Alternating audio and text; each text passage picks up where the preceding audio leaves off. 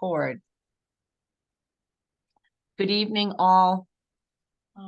I apologize if I'm a little distracted. I got to do multiple things here and watch the admissions window. My name's Kate Schmidt, and I'm the Sustainability Coordinator and a Land Use Planner for Orange County Department of Planning. For the sake of all the folks on the call tonight, please make sure that your devices are all on mute. We're going to take comments and questions at the end, but you are welcome to also use the chat box, and perhaps we can get you an answer a little quicker. Please use the chat box to identify yourself and where you live, maybe what group you're from. If you work with a group, if you volunteer, and share your information, your thoughts, your personal experiences. I always like to see an exchange of ideas there, and sometimes you do learn more from the chat box, and we all can certainly learn from each other. Please remember that this session is being recorded, and it will be available on the Orange County website, specifically on our sustainability page in probably a week or so. So that would be orangecountygov.com/sustainability. And I will put that in the chat. While you're on our website, please be sure to register for our October 18th webinar about wetland and stream protection. And lastly, credits can be granted for your attendance in this class, but it is up to your municipality if they will honor them or not as part of New York State mandatory planning and zoning board official training. With that out of the way, welcome to Orange County's Climate Solutions Week. Our speaker tonight is Key Account Manager at New York Power Authority, or its more popular name, NYPA. Cullen Brown is the single point of contact for nearly 300 businesses who participate in NYPA's various economic development programs. Prior to joining NYPA, Cullen worked in the private sector with Solar City, also called Tesla, where he developed his passion for helping people think creatively about their energy through solar panels and battery storage. He represents NYPA at various public and private events across the state to ensure that NYPA's programs reach local, national, and global businesses who are interested in investing in New York. The experience of growing up in Buffalo, New York, nurtured his passion for a holistic approach to statewide development, as state investment in the region has improved quality of life for residents of the city and the region. As part of NYPA, his passion for economic development drives him to offer his customers proactive and comprehensive service for their NYPA accounts. Cullen holds a bachelor's degree from the University of Toronto and an MBA from Bard College. Please take it away, Cullen. Hey, Kate, thank you for your kind intro. And thanks, John, for putting in the chat where you're visiting from. So as Kate mentioned, my name is Cullen Brown. I am an account manager with the New York Power Authority. And as you gather from my bio, the bulk of my experience here at NYPA has been with our private sector customers who participate in our economic development program. But with that said, I do also serve the Hudson Valley when it comes to our energy services business. And I'll get into exactly what that entails. And my hope is that through my presentation and the discussion subsequently, we can see if there's a way that we can help you and your colleagues meet your energy goals. So with that, we're off and running. So clean energy pathways is just kind of the term that we use to describe the journey that we're going to go on together, if you will. So cities, villages, towns, counties, and I'll go through a little bit more about who NYPA is. So the bulk of our business is transmission and power generation. We do have two large hydro plants, St. Lawrence FDR, as you see here, in Niagara, and quite a few other facilities throughout the state. So that's the bulk of our business.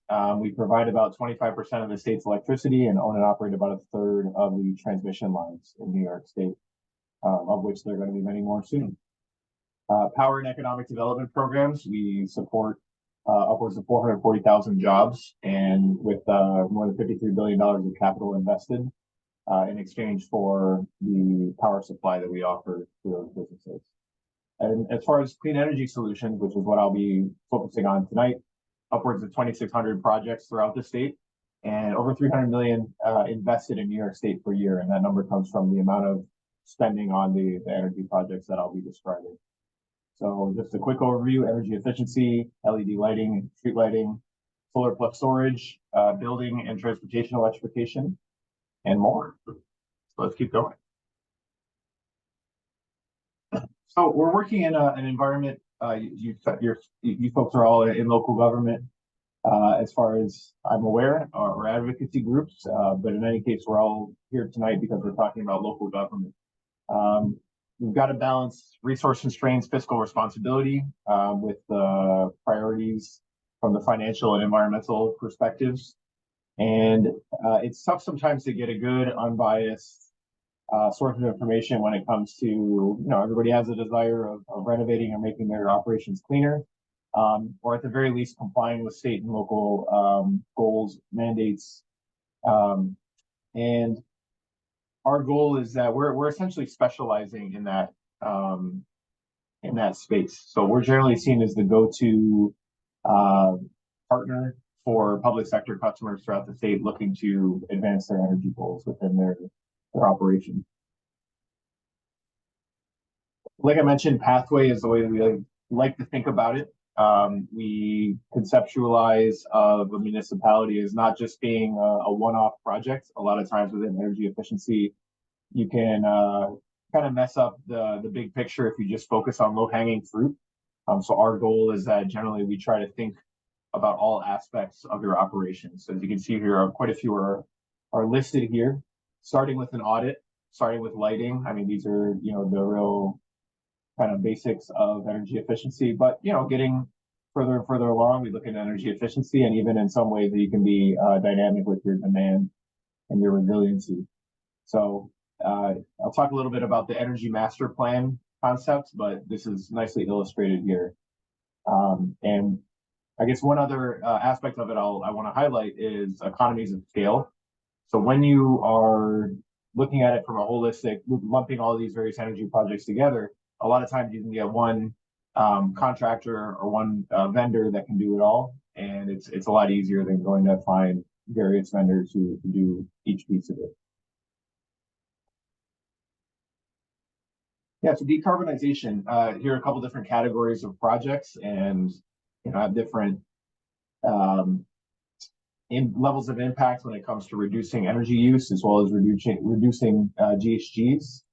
And our goal is always to interact nicely with NYSERDA's goals and DEC's goals that they set. I'm not sure if anyone here has gone for any of the climate smart communities or clean energy communities certification, but certainly that's a lens through which we look at these projects as well. Just expanding upon it, you see some nice photos here of some of my colleagues on the site, and you get a nice look at our headquarters in White Plains, New York, next to a brilliantly shining LED street light. We work with, for example, the city of White Plains to redo their street lighting system. And a couple other examples of the projects that we've been talking about here. I guess just real quick, I just want to emphasize questions are welcome anytime in the chat. Once my presentation is done, I'm not going anywhere. I'll be here for as long as you need until you feel like your curiosity is satisfied. We can continue the conversation after. Yes, greenhouse gas, excuse me. So yeah, on the previous slide, when we talked about GHG, greenhouse gas. So advisory and planning. So we talked about energy master plans, talked about energy master plan projects. You can see there a list of municipalities and towns and cities with whom we've worked. And the idea here is that you can have a document that's easy to present, easy to speak to, easy to work from, not only for your own reference, but when it comes to making the case for these projects to the decision makers within your sphere, whoever they may be it the legislature, be it a DPW. This is designed to speak to all those various audiences. When it comes to energy efficiency, you can see we completed upwards of $3.6 billion in projects across the state. We are the main energy efficiency partner for SUNY, lots of school districts throughout the state, counties, with the goals being to not only reduce spend, but reducing on operating maintenance costs. An underrated piece of this is often people's comfort and their ability to work efficiently. I'm sure all of us can relate. You're in an office, you're ready to go, you're trying to focus, and then you're a little too hot, a little too cold. So we try to emphasize that as a part of, as I said, a holistic approach to selling these projects, and not just selling in like the sales sense, selling as far as identifying all the various benefits that might speak to an audience. Solar plus storage. So perhaps there is a parcel of land within your town that you're not quite sure what to do with. We do have a lot of experience working on landfills in particular. And there are particular incentives associated with doing solar on landfills. And we can meet various goals. Sometimes these are just to push power out to the grid. Sometimes this is community solar, where you get institutions throughout your community, including private businesses, as off takers. You can provide bill credits to sometimes to residential customers within your jurisdiction. So a lot of different ways that we can structure these solar plus storage projects that can help meet whatever goals you have in mind when it comes to cost savings or offering a benefit to your community.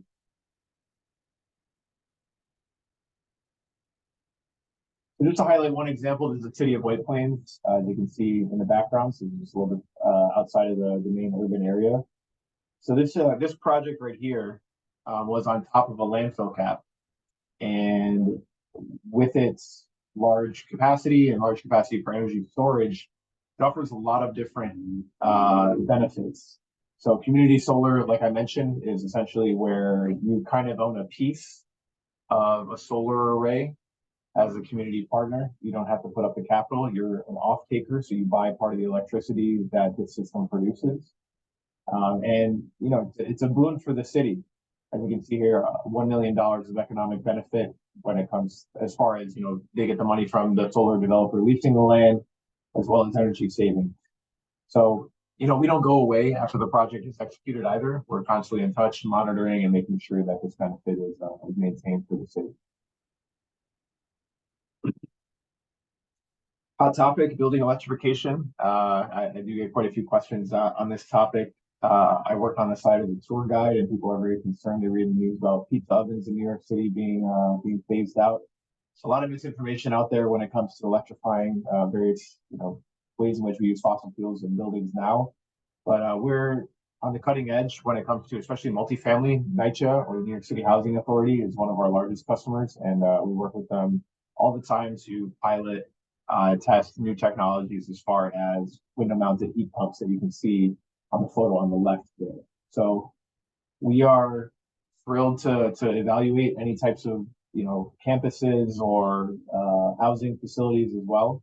And this is only going to grow more and more as the state goals get clearer and clearer when it comes to building electrification. EV fleet infrastructure, buses, if you have light duty pickups as a part of your fleet.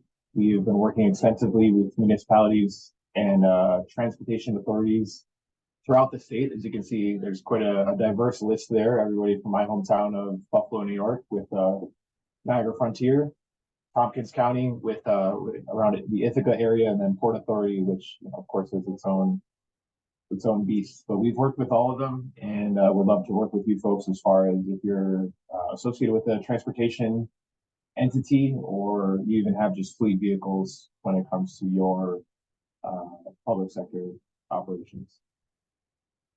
And this is not just the procurement of the vehicles, but especially our expertise is on charging and charging strategies, because if you plug them all in at once, you'll set a huge demand charge that'll, you know, make whoever's responsible for the purse strings not very happy. So it's one of the key pieces of knowing when to charge them so that you maintain a low, consistent level of demand.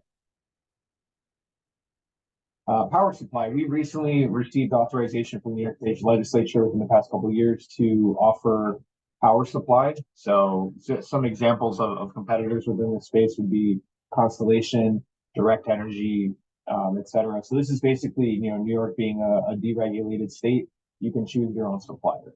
So you don't just have to source your supply from your local delivery utility. You can go and find a pricing option that works for you. And you can also dictate a little bit more about where that power comes from. So we can talk about green power. You can do 100% green, majority green, 51%, or anywhere in between when it comes to our power supply. And in the background is our Blenheim Gilboa power plant. That's nestled within the Catskills. Beautiful place to visit. Pump storage. So just to summarize what I've been talking about here, we work as a partner. We're a phrase that is often used is we're an owner's rep. A lot of times public sector entities have a requirement to bid out projects. We satisfy that requirement because we maintain a stable of vendors that we consistently are refreshing bid pricing on. So when you work with us, you can take that off your hands as far as issuing RFPs and such. So that's part of the benefit of working with us. And it's we're very well versed within this space, regardless of the size of your municipality. We've definitely worked with someone of your size before. Another key piece, and Kate, I'm sure spends a lot of time trying to stay on top of these as well, is that funding from the federal government, funding from the state, funding from NYSERDA, this is changing quite a lot. The Inflation Reduction Act, IIJA, Environmental Bond Act, those are all still being interpreted and hashed out, but we're on the forefront of making sure that it's clear to you how you can best request that funding and best make a case that you deserve it. So certainly always a part of structuring our projects so we make sure our customers get the most out of these funding sources. So that's pretty much as much as I have, and happy to revisit and go back to any slides that you want to examine in more detail, but I'll open it up now for questions. So thank you so much for your time and attention, and I'm all yours. Thanks, Cullen. So folks are welcome to come off mute and, just maybe put a hand up if someone's talking, but otherwise jump on in. I'll give you some time if you're not comfortable to put questions, your experiences, your curiosities in the chat box if you prefer that route. I wish, Cullen, that you would talk about the difference.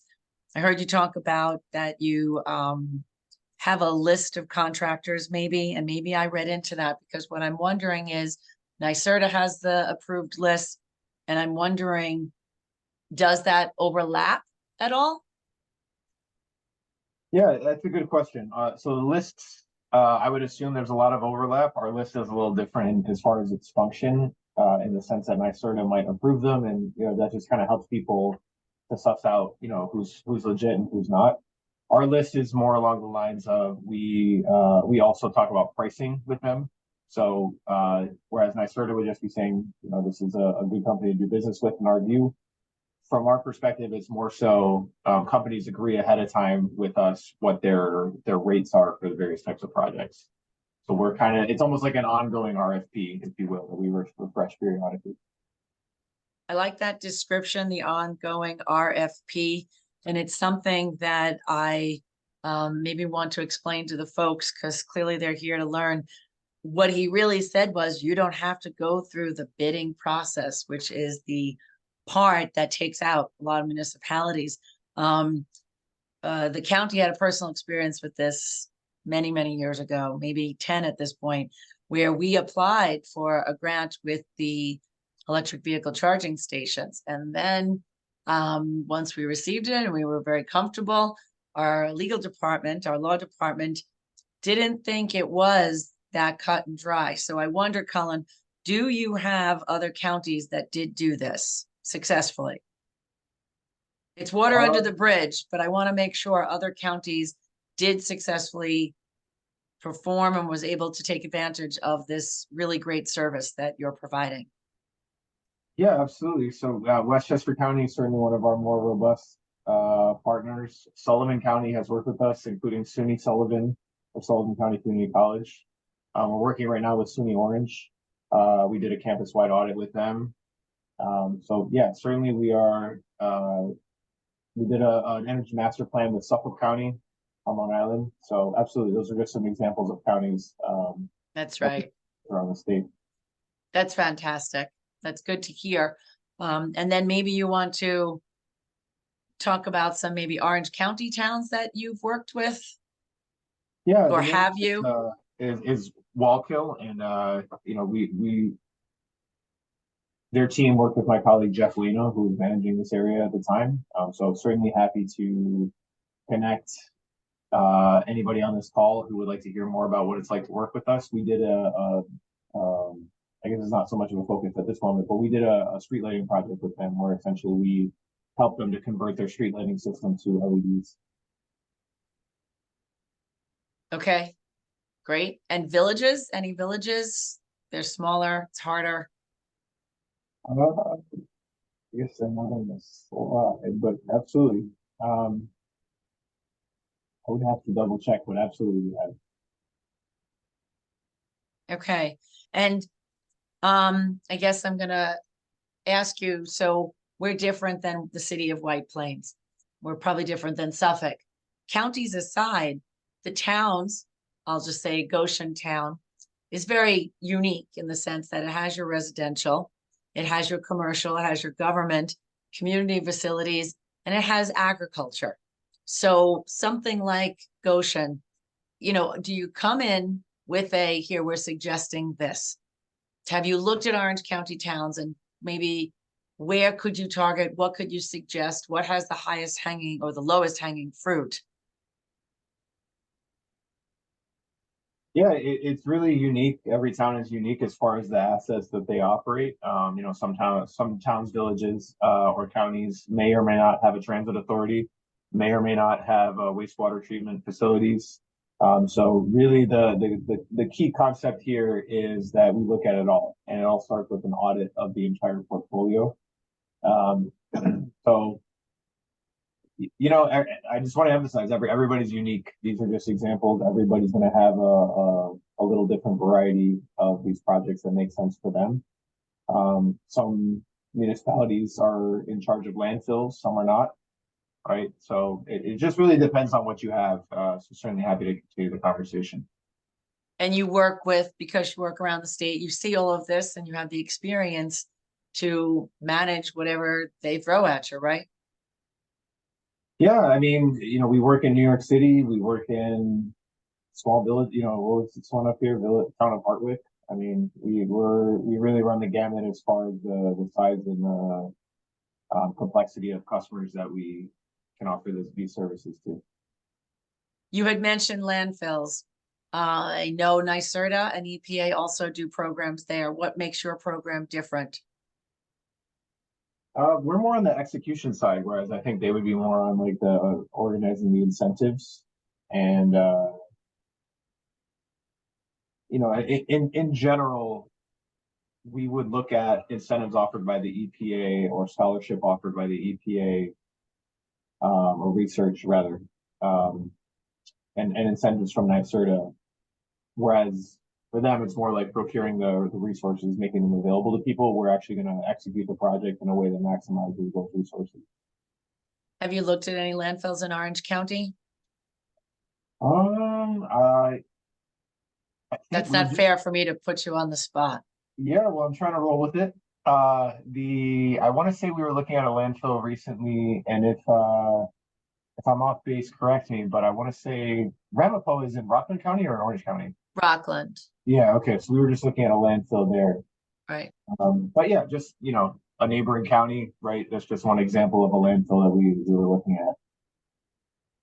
Okay, well, that's good to know for me. I'm going to see what's happening with the Orange County landfill. I like that word, execution. Yeah. I've only been trying for a long, long time. So let's get to John's question because he's at the town of Newburgh. John, do you want to talk to Cullen directly? Okay, I'll unmute here. My question is, how can you help a town develop a plan for going to a full EV fleet? And this would include priorities, what's available, funding, charging stations, the whole, and things I haven't even thought of. Yeah, I think the last piece that you mentioned is the most important because you're busy with a million other things, and we can leverage the experience that we have working with the densities that you see listed here.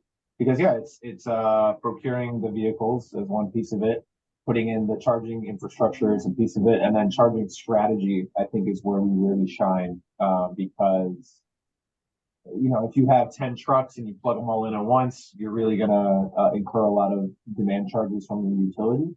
If you have the charging station program such that over the course of an evening, you charge one all the way, then you charge the other one all the way, then you charge the other one all the way, you don't incur as much of a demand charge. You're not all 5 or 6 vehicles are not taking in the electricity at once. So it's all of that. It's every piece of helping people electrify their fleet. I think part of some of the issues here are educating the town council and people who would be making the decisions as to what's available now, and the priority. You might be getting things that aren't really the best for you if you didn't know what priorities to put on different vehicles and all. And then the funding, can you assist or elucidate for a town what funding is available? Because that's always the biggest problem. If you're buying new vehicles and all, should you spend the extra money on EVs? And I think the answer has to be yes, but they have to be convinced that that's the right investment. How can you go about doing that? Yeah, we work to identify all funding sources. As Kate was alluding to, in the example of landfills, like we keep track. We have a whole team that keeps a track of these various incentives and funding that is available. All of us pay into the systems benefit charge that funds NYSERDA, and we want to make sure that our customers are able to apply to their project. So one aspect of it is designing the project, and the other aspect is, we want to do the project, and our incentives are the same as yours, and that we understand that doing the project means making a case for it to have a good payback, and we factor all those incentives into the payback. So we're not just an engineering firm. We're a public sector. We're a state-owned entity. So we're very actively engaged with our sister agencies at NYSERDA and DEC. So if I could get someone interested in at least asking the questions, are you the person for them to contact?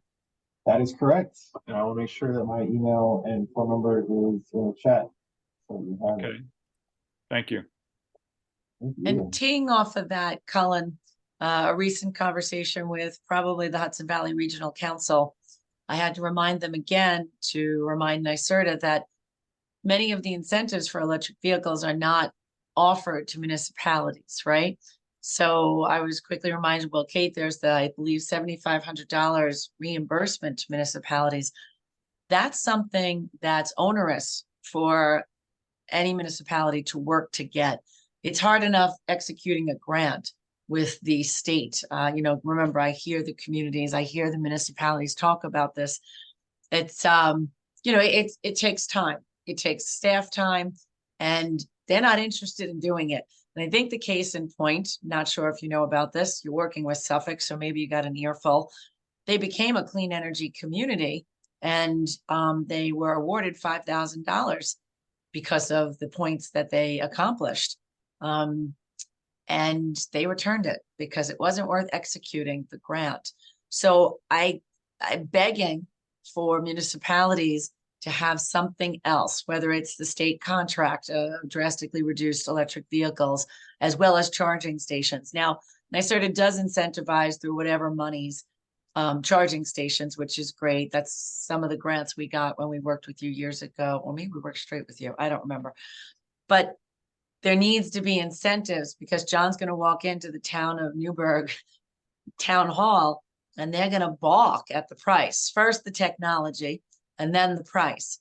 And unlike the individual who goes into the dealership and gets talked into it by a salesman and gets shown, well, you only have one engine. You don't need oil changes. You could get the hybrid, but you still need oil changes. And this is your kilowatt hours. This is how much you're going to pay at night when it's off peak charging in your garage.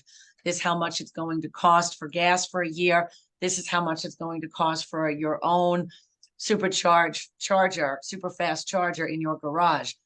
How do you help a municipality has no idea the technology cross over to that?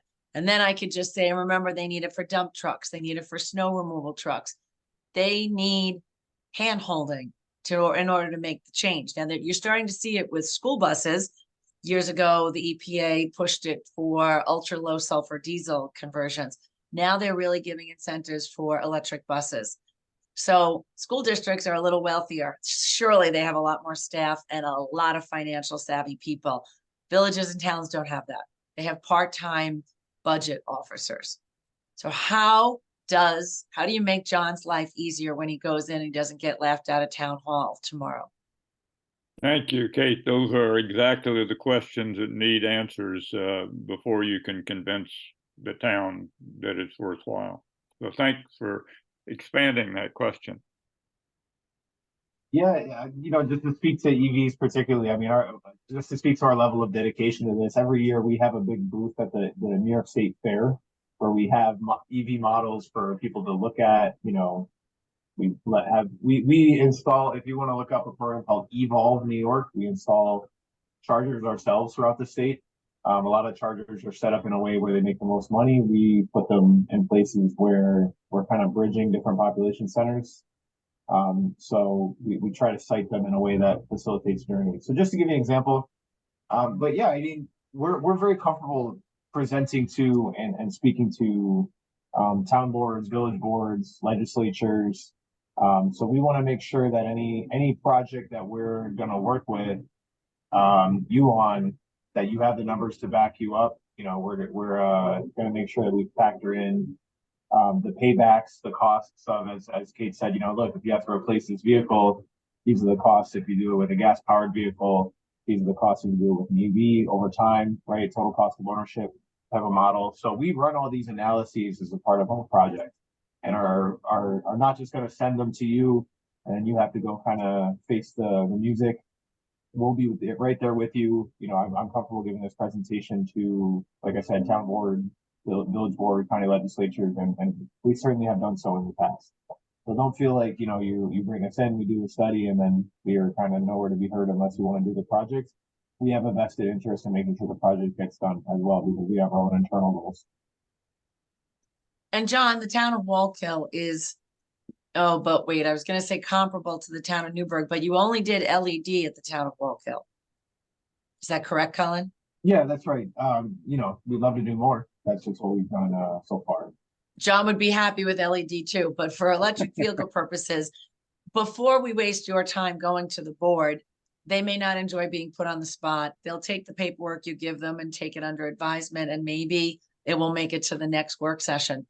How can we get from you case studies or some sort of documents that shows fact sheets that show the savings? And if you have this, I don't know. I mean, their electric bills should be, well, they are on Portfolio Manager, EPA Portfolio Manager, John, because we did enter them on behalf of the town. So, I mean, if you needed electric bills, but again, that's not all of it. It's so much bigger. It's more complex. And two of the things I'd like to add is one of them is who's paying for the electric, right? They always say that. You can't have it like the Ulster County Chamber of Commerce, which was the first one in New York to do it and offered it free.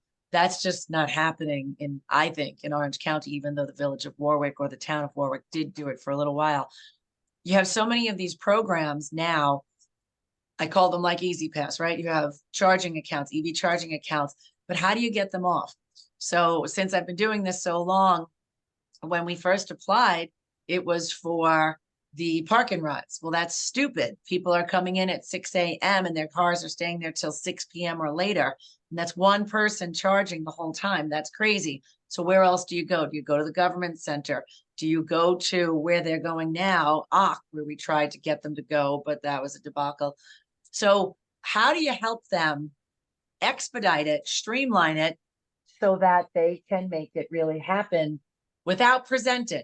Do you have something that could help them reading it, saying, well, we have that, we have this, let's plug in our numbers and compare it, and what's our ROI? That's all I'm wondering. Yeah, I mean, let's find out more about what is it. So you're talking about for Newburgh particularly? Well, for instance, because you have your champion here, John Geberts, who will go to them and they'll all put their head in their hands like they do when I walk into a room. But he'll go to them and he'll say, okay, look, I ran some numbers here with the help of NYPA. We'd like to bring them in. How about, maybe to a public work session so that others hopefully hear the conversation. But they need a primer before. They need something to really ask intelligent questions. They don't want to look like fools. And it always helps if there's another upstate like-minded town that has done it. That's all I'm wondering. Let's continue the conversation because we want to have an educated and informed conversation with That's right.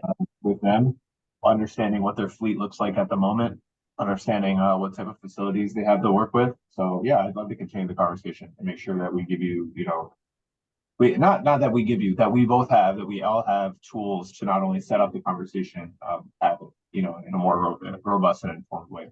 So yeah, we'd love to learn more about the fleet that you're looking at, the charging stations that you're looking at. Yeah, one of the things that's going on right now at the town of Newburgh is they're going through the process of public meetings for a update on the comprehensive plan. And it seems to me like putting in something reasonable, structured, but on EVs and the need to go to EVs in the comprehensive plan is a big step that we could take before, if they bite that to put it in the comprehensive plan, well, then that's an opening to get to the town to say, look, okay, let's take on this piece. What source of information should we look to get some kind of a reasonable brief statement about the benefits and plus and minuses of going with EV fleets within the town itself, their fleets. If we could get something like that in the comprehensive plan, I think that would be a big step. Yeah, absolutely. I mean, we can look at other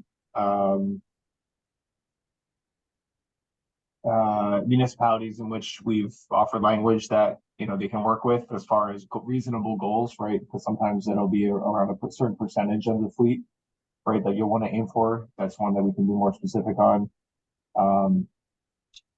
Yeah, you set a lot of it is setting goals, or at least the goal, of being, hey, within the next 3 years, we're going to commission a study. So it depends on what's reasonable and actionable for that particular municipality. But yeah, I mean, I guess I feel like maybe I'm not answering the question, but I guess the answer to the question is just get in touch with me and we'll chat.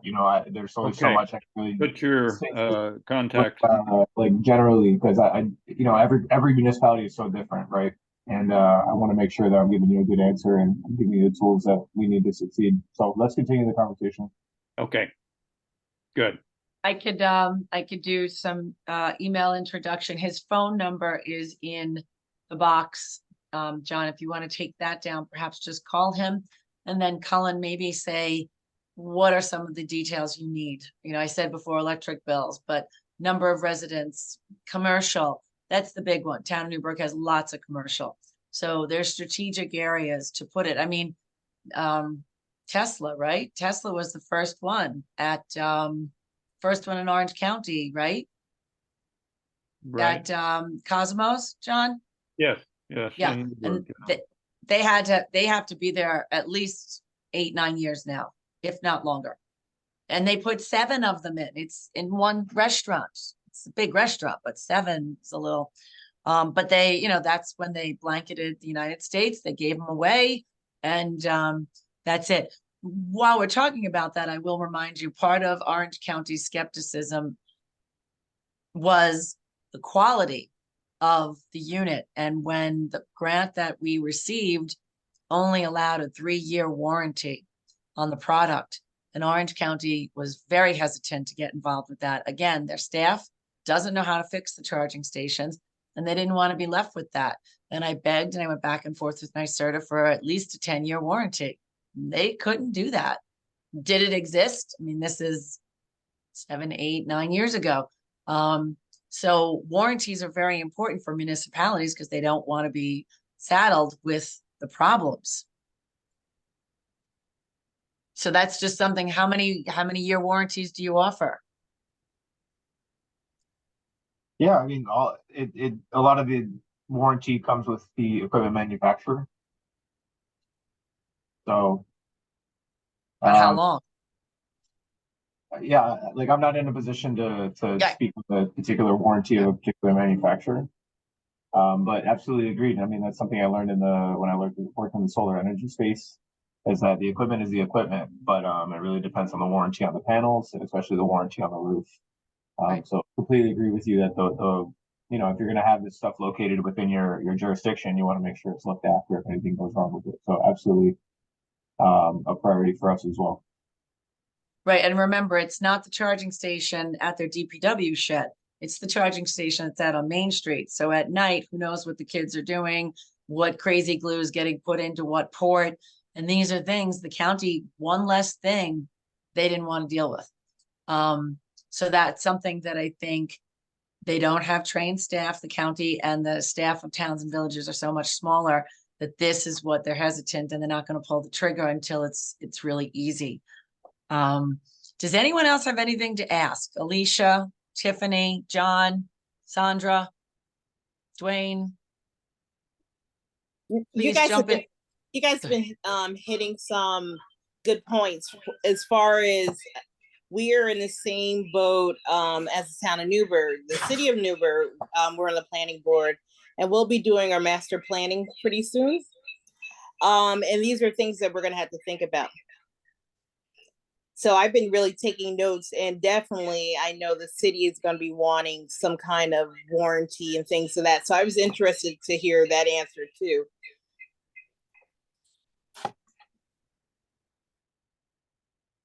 You said the city of Newburgh? Yes, we're in the city of Newburgh, Dwayne and I are. Yes. And so when I think about that, I think about residential, I think about how compact our houses are here. And we often joke that, yes, we need centralized power stations, but where would we put them? Ideally in the city of Newburgh. Many people that I know that have electric cars, they go to Cosmos or to Walmart, which, you know, to charge their cars. There's no, we would have to work closely to see. We have a couple of municipal parking lots, but not many. Most of the parking is, you know, through the city is where they've now paid the paid tolls. You know, they have our little meters. So I'm not sure how that would work either. And then also just the maintaining of the station itself. As you said, it's just one thing that I don't know, unless we had someone come in and sell them on it first, that the council would be ready to jump on. Yeah, that's a great point. Yeah, I want to look a little bit more into it because I know we've done a couple different models. One where sometimes like the public sector's role within it is just to lease the land, and the charging network owns the system, the charging station. So the municipality just benefits in the form of lease payments and then, you know, amenities for their EV drivers. Some municipalities, you know, want to own the station and run it themselves. So, you know, we're certainly happy to work with either case or any other type of project that I haven't mentioned. Because when I think about that, one initial place that I think of that you may be able to sell the city on would be exactly where ARC is. They have that parking garage. Many of the, you know, students are more forward thinking as far as electric cars. We're seeing more of them around in our town, but to kind of have it in that hub there where it's kind of a community, because right next to ARC is also the library, and that library is a huge library that not only services Orange County, but it also services a little bit of Rockland and a little of other areas too that have smaller libraries. So I could see people coming and benefiting from that. But like I said, it would have to be definitely a presentation or something would have to be done with the council first. The planning, the land and use boards we're all over it. We love the ideal, but it has to get through the council first. So it'd be something that a little bit more information for us so that we can begin to have that conversation with we have a transportation advisory board. And I know that they would definitely, even if they had more information, and I don't see anybody from our board here. But definitely if you could maybe set up something even with them, if we can get together. I took down your email and maybe connect you with the advisory board chair, the transportation advisory chair, who is working on these type of goals for the city of Newburgh. That might be a place for you to start. I love the way you think. It's music to my ears. Would love to get in touch. And yeah, I've had the privilege of visiting that little area you're talking about over the summer, and agreed, magnificent. So yeah, look forward to touching base. Thank you. The city of Newburgh has a climate smart community as well as the transportation group. So if you have zoning and planning on board, maybe I'm just going to suggest, Alicia, that maybe those 4 groups need to tell the council that they're coming, that Cullen is coming, and not asking, just saying we all said he needs to come and talk to you to have that larger scale plan. But in the interim, the 4 of your groups need to really consider, like you said, where do you put it? First of all, I do want to encourage you strongly, because I've seen the organization develop over the few decades I've been here. And, you're a force to be reckoned with now. You have lots of volunteers, educated, really hitting the ground, doing things. So we want you to apply for the next microgrid. No, that's not right. The STEAM, Thermal Energy Network. They're doing it in Troy, New York, and the Thermal Energy Network would be fantastic. We tried to get you on the microgrid. That was years ago. But that way, once you said, where do we put it? I said, oh, underground, because you get your geothermal network underground and things start happening. And it's a whole redevelopment or a revisualization of the city. And then, like the city of Middletown with their downtown revitalization grant, which I think you just got as well, right? Alicia, do you know, right? Yeah, or Dwayne, yes. So you're going to see things are going to open, and because you're working with the state, they're going to want you to include all of this. So this is your opportunity to say to the council now, all 4 of us want to start thinking about this now. The consultant's going to come in the room. It may be a KRF, I think, and they're going to say, and they've learned so much since Middletown, but this is how you want to do this. But if you're an educated group, then you say, well, we want to do that, but we also want to include this, this, and that, and go higher. And I think they'll be thrilled to work with you and incorporate it. I know the state would be happy to be more progressive and to use you as a pilot, but the thermal network is definitely what you want. There's emails going out about that. There is I think I just got one recently. Do you know about it at all? I do not. So I was trying to jot that down. Can you put that information in the chat, please? Or I don't have it at home. Can Okay. you email me? My email's in the chat. Email me and remind me, and then at work, I will either Perfect. connect you, turn you on to the webinars that I participate in. Yes, and make sure that you're at every downtown revitalization meeting and be there and make noise. It's public, it's open to the public. They want to hear your comments. Be loud and proud. Okay, perfect. Thank you so much. Yeah, and I'd love to help you with that. So keep me informed. We'll talk. So Dwayne doesn't need to say anything. Tiffany, Sandra, John, anyone? Nope, I'm good. Thank you. You are so, and where are you with, Tiffany? What town? City of Newburgh Zoning Board. Okay, great. So we got 3 in the house. Wow. Fantastic. I have one concern about the heat pump. I was a real heat pump person, and then I found out how much it costs to fix it once there's a leak. And I said, wow, we don't even use this unit. And there was a leak, and it cost me, knocking on $2,000, Cullen. Whereas central air conditioning is running fine, never had a problem. I just got to wonder the technology And this is an example of when I say this county wants nothing to do with new technology until it's vetted, and a lot more warranties are available. So any comments on that? Because it's a conversation after running a county campaign for heat pumps, you know, that didn't come up too much. There was the maintenance and the cost and the warranties. So tell me if you have any information on that. Yeah, I'll be a bit brief. I've got a hard stop at 6:30, but just to be clear, yeah, this is an emerging, technology. We are cognizant of the fact that we're on the cutting edge of it. And it's not my particular area of expertise, but my hope is that I could be a kind of conduit towards the people who are working on projects like these NYCHA towers are like, 25, 30 stories. Every unit is having their own heat pump. So, anything that has to do with the units functioning, units being maintained. I mean, we just have a lot of sample size. So certainly there are people within NYPA who can speak very thoroughly about what it is to not just install these, because it's fun to build. It's way more fun to build stuff than it is to maintain stuff, right?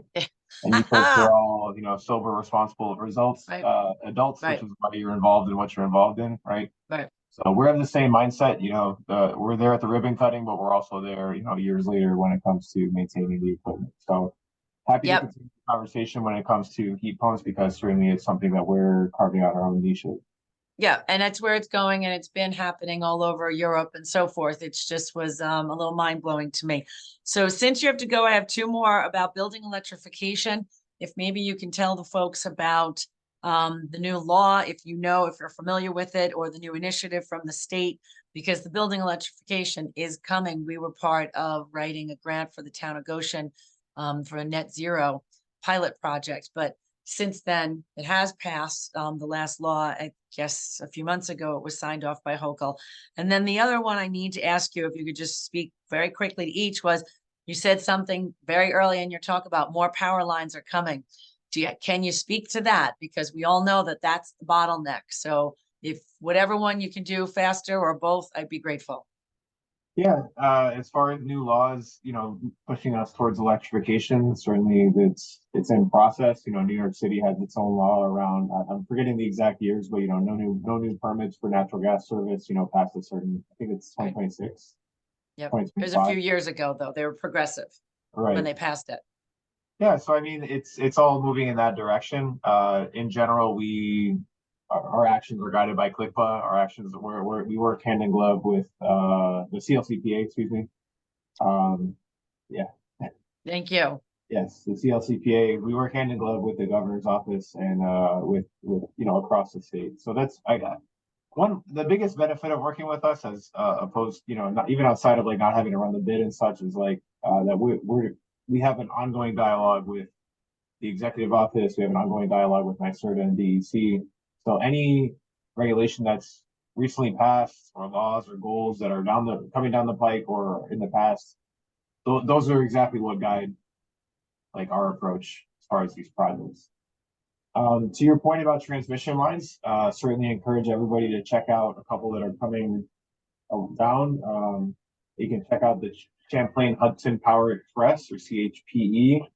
There's Clean Path and Y is the other one. So those are just two transmission lines. And the federal government is cognizant of this issue as well, because most of the time, renewable projects, solar, wind, they require a large amount of property that's not available in urban centers, right? And the way that you connect, if we put in a solar system in the Nevada desert where there's nobody around that lives there, that's great, but can it be transported efficiently in a cost-effective manner, right? Just illustrating a concept.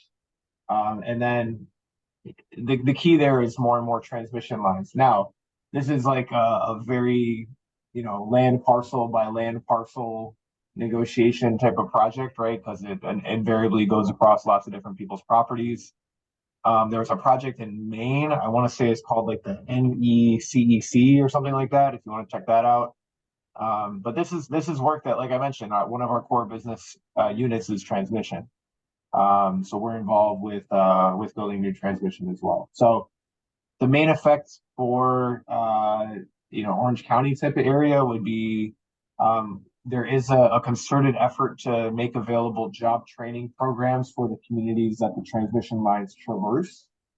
So that people can work as linemen and maintaining rights of way. There's some cool pollinator plant education that goes on with the rights of way as well. So yeah, happy to, in our follow-up conversations, anybody on this call, chat more about transmission, chat more about CLCPA and other New York State climate goals. Okay, well, it's 29. I love that answer because you threw in pollinators. I'm glad that, yes, it's obvious NYPA, this should be something they are doing. So the job training programs in the counties where it crosses through, I would think it should be everywhere, right? We need these jobs filled. And are you working with schools at all to do this job training programs or BOCES across the state? Yeah, it's a mix. It depends on how robust, and most of these are private, like these projects that I listed here, those are mostly private developers. But yeah, it depends. I mean, some of them are working with labor unions, some are working with BOCES, some are with community colleges. So it really depends on what's in the area that they're trying to serve that exists. All right, you got to go. If you send me some more information on the, we'd love to connect that job thing with the BOCES and so forth. So if anyone else has anything else, he's got to run, but I'll stay on. Thank you, Cullen. I very much appreciate your time today. And hopefully we'll be talking soon. Yeah, thank you for the opportunity to speak. And thank you for everybody for sharing a bit more about your goals and what you're looking to accomplish in your neighborhoods. It's really an honor to help you accomplish those goals. So I hope we can continue the conversation. And again, thank you. Have a wonderful night and a wonderful weekend. Thank you. All right, everyone. Take care. And if anyone else has anything that they want to share or say, I could stay on. I don't think I can help you half as much except for the personal experiences we've had with the county. Kate, I've got to run too. This Yep. is John. So thanks for this program. It maybe open some leads. So Good, John. Thank you. And thank you, Alicia. Keep me informed. What am I'm going to be, you're emailing me, right, Alicia? Yes, I'm emailing you. So And, expect okay, email from me tomorrow. great. Okay, Thank so you. much. Thank you. Have a great evening, You everyone. too. Thank you, Right. Tiffany. All right, take care. I look Be forward to well. working. Thanks for volunteering. All right, bye-bye. Bye.